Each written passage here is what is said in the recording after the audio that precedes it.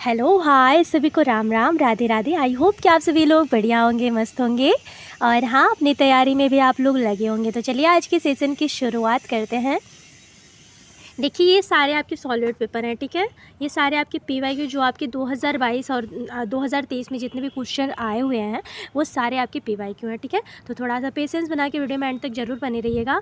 ये क्लास बहुत ही महत्वपूर्ण होने वाला है। निम्नलिखित में से क्वेश्चन दे रहा आप लोगों को, निम्नलिखित में से वह युगल चुनिए जो हमारे देश के लिए एक राज्य, एक केंद्र शासित प्रदेश से मिलकर बना है। यहाँ पे आपसे केंद्र शासित और एक राज्य पूछ रहा है, ठीक है। तो आपका बोल रहा है मणिपुर और जम्मू कश्मीर, आपके असम और उड़ीसा, उत्तराखंड और आपके मेघालय, अथवा आपके ऑप्शन में दे रहा है कि तेलंगाना और आपके अरुणाचल प्रदेश। तो अगर आपसे वो राज्य भी है और अगर केंद्र शासित मतलब वो राज्य भी है और आपका यूनियन टेरिटरी भी है तो आपका फर्स्ट ऑप्शन यहाँ पे सही होगा, क्योंकि मणिपुर जो है हमारा एक राज्य भी है और एक आपका यूनियन टेरिटरी जो आपका एक केंद्र शासित प्रदेश भी है, ठीक है। तो आप लोग याद रखेंगे मणिपुर और आपका जम्मू कश्मीर जो है एक राज्य के नाम से भी जाना जाता है और वो हमारी केंद्र शासित प्रदेश भी है, ठीक है।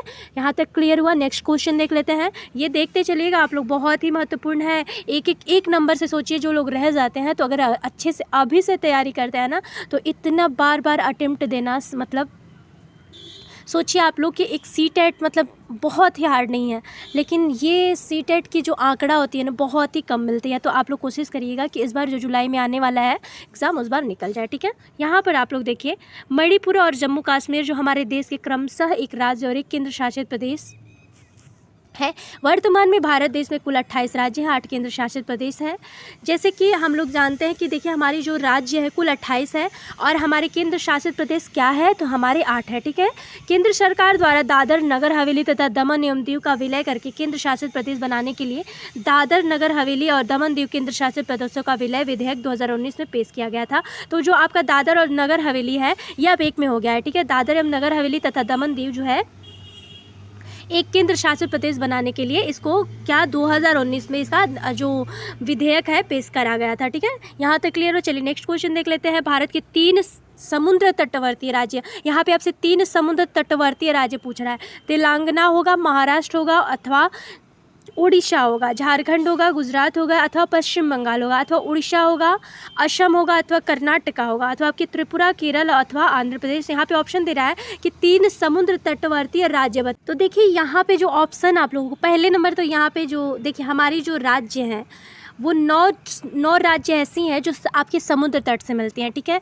लेकिन यहाँ पे जो दे रहा है तेलंगाना, महाराष्ट्र, तो महाराष्ट्र और उड़ीसा तो आपके है समुद्र तटवर्ती राज्य पे, लेकिन आपका तेलंगाना नहीं है। यहाँ पे झारखंड, गुजरात और पश्चिम बंगाल दे रहा है। तो यहाँ पे जो हमारा झारखंड है वो भी है, ठीक है। लेकिन यहाँ पे गुजरात और यहाँ पे झारखंड नहीं है, गुजरात और पश्चिम बंगाल है, ठीक है। यहाँ पे दे रहा है असम, उड़ीसा, कर्नाटक। देखिए उड़ीसा और कर्नाटक भी है लेकिन आपका असम नहीं है, ठीक है। यहाँ पे त्रिपुरा दे रहा है, केरल दे रहा है, आंध्र प्रदेश, तो आपका केरला भी है और आंध्र प्रदेश जो आपके 9 राज्य में आते हैं ये दोनों आएंगे, ठीक है। ये सारे आएंगे। लेकिन यहाँ पे जो ऑप्शन में दे रहा है ना कि 3 समुद्र तटवर्ती राज्य चुनिए, तो यहाँ पे न तेलंगाना है, न झारखंड है, न असम है, न त्रिपुरा है। तो इसलिए जो हमारी इस जो आपकी आयोग है ना इसको मानी ही नहीं है, ठीक है। यहाँ पे जो सीटेट का क्वेश्चन आया था तो उसे बोनस अंक में मिला था, मतलब ये अंक वैसे ही मिल गया था बच्चों को क्योंकि ये क्वेश्चन ही सही नहीं था। तो यहाँ पे आप लोग देख सकते हैं कि भारत एक प्रायद्वीपीय देश है जो 3 ओर से समुद्र तट से घिरा हुआ है। इसके पूर्व में बंगाल की खाड़ी, पश्चिम में अरब सागर तथा दक्षिण में हिंद महासागर है। क्या है तो हमारी जो भारत है एक प्रायद्वीपीय देश है जो 3 ओर से समुद्र से घिरा हुआ है। इसके पूर्व में बंगाल की खाड़ी, पश्चिम से अरब सागर तथा दक्षिण में हिंद महासागर है।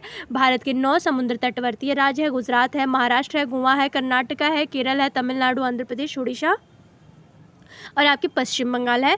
तो यहाँ पे कहीं ना असम दिया है, न झारखंड दिया है आप लोग के, न तेलंगाना दिया है, न त्रिपुरा दिया है। तो इसलिए ऑप्शन ये जो है बोनस अंक मिला था। तो चलिए यहाँ पर ये छोड़ ही देते हैं, ठीक है। आप लोग याद रखिएगा ऐसे मिलता है क्वेश्चन। मध्य प्रदेश के 3 निकटवर्तीय, यहाँ पे आपसे पूछ रहा है कि मध्य प्रदेश जो है हमारा 3 निकटवर्तीय राज्य बताइए। गुजरात है, महाराष्ट्र है अथवा छत्तीसगढ़ है, उत्तर प्रदेश है, राजस्थान अथवा बिहार है आपके, अथवा आपके गुजरात है, उत्तर प्रदेश है अथवा तेलंगाना, राजस्थान, झारखंड अथवा उड़ीसा। तो देखिए यहाँ पे पूछ रहा है आप लोगों से कि मध्य प्रदेश के, तो मध्य प्रदेश के निकट में आपके जो गुजरात होता है, महाराष्ट्र और छत्तीसगढ़, ये तीनों आते हैं, लेकिन उत्तर प्रदेश, राजस्थान, बिहार से कोई वो नहीं है। तो मध्य प्रदेश से अगर निकटवर्ती राज्य पूछेगा तो आपके गुजरात हो जाएगा, महाराष्ट्र और आपके छत्तीसगढ़। तो ऑप्शन नंबर यहाँ पे ए ही सही हो जाएगा। ठीक है, चलिए यहाँ पर देख लेते हैं। मध्य प्रदेश जो है, मध्य प्रदेश का गठन आपका कब हुआ था? तो 1 नवंबर 1956 को हुआ था। इसका नाम भारत के मध्य में स्थित होने के कारण मध्य प्रदेश पड़ा था। मध्य प्रदेश की राजधानी आपकी भोपाल है। मध्य प्रदेश के 5 पड़ोसी राज्य होते हैं, उत्तर प्रदेश, राजस्थान, गुजरात और महाराष्ट्र, छत्तीसगढ़। कितने? मध्य प्रदेश के कितने राज्य हैं आपके? उत्तर प्रदेश, राजस्थान, गुजरात, महाराष्ट्र, छत्तीसगढ़, ये 5 आपके पड़ोसी राज्य हैं। ठीक है। शहरी जैव विविधता पर देश का पहला 2 दिवसीय 5 से 6 अगस्त में 2022 में सम्मेलन जो हुआ था आपके इंदौर के मध्य प्रदेश में आयोजित किया गया था। ये भी ध्यान। क्वेश्चन दे रहा है आप लोगों को कि निम्नलिखित नीचे दिए गए किस राज्य के पहाड़ों के जंगलों में लोग झूम की खेती के तरीकों को अपनाते हैं? देखिए अगर झूम की खेती की बात करेगा ना तो यहाँ पे ऑप्शन में दे रहा है आप लोग को झारखंड दे रहा है, मिजोरम दे रहा है, असम और छत्तीसगढ़। तो नहीं, अगर आपसे मेघालय बोलेगा, अरुणाचल प्रदेश बोलेगा, चाहे मिजोरम का नाम देगा, तो यहाँ पे जो पूर्वोत्तर क्षेत्र में जितने भी एरिया आती हैं तो वहाँ पे झूम खेती ही होती है। ठीक है, झूम खेती ही आपकी होती है। और ये होती कैसे है? तो बड़ी बड़ी क्या जो जंगल होती हैं, बड़े बड़े जंगल वहाँ पे होते हैं, वो उन लोगों को उनको जला करके ये लोग क्या करते हैं, क्यारियाँ बनाते हैं और वहाँ पे झूम की खेती। और इसीलिए इसका नाम जो है ना वर्ण कृषि, अथवा ये भी पूछ सकता है कि वर्ण कृषि के नाम से किसको जाना जाता है? तो वर्ण कृषि अथवा आपके स्लैश कृषि। ठीक है, स्लैश कृषि के नाम से इसको जाना जाता है। ठीक है, और एक चीज़ और अगर आपसे पूछे कि मिज़ोरम की भाषा क्या है तो आप लोग याद रखेंगे लुई और मिसो। ठीक है, लुई और मिसो, स्क्रीनशॉट लेते चलिएगा, बहुत इंपॉर्टेंट है आप लोगों के लिए, एक एक टॉपिक महत्वपूर्ण है। चलिए नेक्स्ट क्वेश्चन देख लेते हैं। भारत के पूर्वोत्तर राज्य जैसे कि मिजोरम हुआ, अरुणाचल प्रदेश, मेघालय आदि के जंगलों में लोग झूम की खेती के तरीकों को अपनाते हैं। इस विधि में जंगलों को काटकर तथा जलाकर क्यारियाँ बनाई जाती हैं और फसल बोई जाती है। इसे स्लैश एंड अथवा वर्ण कृषि के नाम से भी जाना जाता है। भारत में 3 फसलें की ऋतुएं होती हैं। कौन कौन सी? एक होती है रबी, खरीफ और जायद। तो रबी की फसल कौन सी होती है? अभी आप लोग का क्या हुआ, गेहूँ हुआ था, चांद हुआ था, मटर, ये सारे आपके रबी की फसल में आते हैं। ठीक है, और अगर आपसे पूछेगा खरीफ की फसल तो आप लोग ककड़ी, तरबूज, ये जो आपके होते हैं ये सारे आपके किस में? खरीफ की फसल में आते हैं। और जायद की फसल अगर आप लोगों से पूछेगा तो जैसे कि आप लोग पानी वाले जितने भी, जैसे गेहूँ, वो क्या होता है आपका, गन्ना हो जाएगा, चावल हो जाएगा, ये सारे आपके किस में? जायद की फसल में आते हैं। ठीक है, तो ये ध्यान से देखते चलिएगा क्योंकि सारे महत्वपूर्ण टॉपिक होते हैं और आपके सीटेट में आने वाले क्वेश्चन है। ठीक है, हमारे देश में पाए जाने वाले अति सामान्य पक्षियों का वह युगल जोड़ा चुनिए जिनकी दृष्टि जो होती है श्रेष्ठ होती है और जो हमारी तुलना में वस्तुओं को 4 गुनी अधिक देख सकते हैं। ठीक है, देखिए यहाँ पे 4 गुनी अगर आप लोगों से पूछेगा तो आप लोगों को सोचना ही नहीं है, गिद्ध और बाज लगा दीजिएगा, चील और बाज लगा दीजिएगा। ठीक है, काइट एंड आपके ईगल जो होता है, आपके जो चील और बाज जो होता है, ये जो हमारी दृष्टि से 4 गुना अधिक दिखते हैं। ठीक है, कबूतर, तोता, कोयल, ये सारे आपके गलत हैं। ठीक है, चील और जो आपके बाज जो होता है ना, ये बहुत हमारी जो दृष्टि है ना उससे श्रेष्ठ होती है और हमारी तुलना में वस्तुओं को 4 गुना अधिक दूरी से या स्पष्ट रूप से देख सकते हैं। ठीक है, तो गिद्ध और चाल। हमारे देश में पाए जाने वाले अति सामान्य पक्षियों में चील और बाज ऐसे पक्षी हैं जिनकी दृष्टि श्रेष्ठ होती है और ये हमारी तुलना में वस्तुओं को 4 गुना अधिक दूर से देख सकते हैं। पश्चिम बंगाल के दार्जिलिंग स्थित आपके पज्जा नायडू हिमालयन जूलॉजिकल पार्क जो है हाल ही में देश का सबसे श्रेष्ठ चिड़ियाघर घोषित किया गया है। एक एक टॉपिक ध्यान से देखते चलिएगा।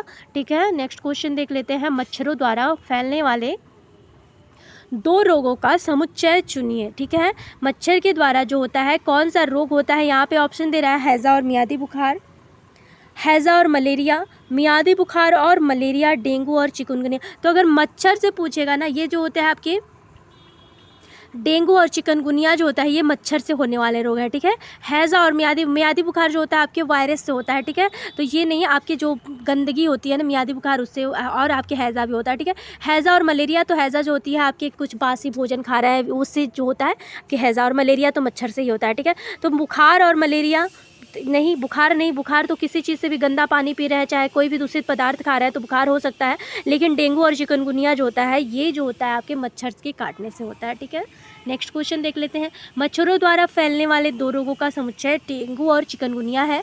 मच्छर लोगों और जानवरों में रोग कारक वायरस और परजीवी फैलाते हैं। कुछ मच्छर जो होते हैं जनित रोग होते हैं, जैसे कि निम्नलिखित हैं: डेंगू हुआ, मलेरिया, चिकनगुनिया, पीला बुखार, जीका वायरस, लसिका, फाइलेरिया, जापानी इंसेफेलाइटिस आदि। ये सारे आपके मच्छर से होने वाले रोग हैं। ठीक है। वर्ष 2008 में आपकी US food and drug administration द्वारा डेंगू के टीके जो CYD TDV या डेंगवासिकिया आपके CYD TDV और आपके डेंगवाक्सिया को अनुमोदित किया गया था, जो अमेरिका में जो है नियामक मंजूरी पाने वाला पहला डेंगू का टीका था। ठीक है। तो ये सारे टॉपिक थोड़ा सा ध्यान से देखते चलिएगा, कहीं से भी पूछ सकता है, तो इसलिए ये थोड़ा सा व्याख्या अच्छे से देखते चलिएगा आप लोग। चलिए, यहाँ तक क्लियर हुआ। ठीक है। तो क्लास लंबा हो जाएगा। ठीक है। अगर आप लोगों को क्लास पसंद आएगा ना, तो फिर नेक्स्ट सेशन में मिलते हैं। अगर आप लोगों को पसंद आए तो प्लीज़ एक प्यारा सा comment, like, share and subscribe motivation के लिए आप लोग ज़रूर करिएगा। और अगर पसंद आएगा तो फिर नेक्स्ट वीडियो में आप लोग को अच्छा से अच्छा कंटेंट देने की कोशिश करेंगे। मिलते हैं सभी को नेक्स्ट वीडियो में। तब तक के लिए सभी को राम राम, राधे राधे। आई होप कि आप सबको सेशन पसंद आए।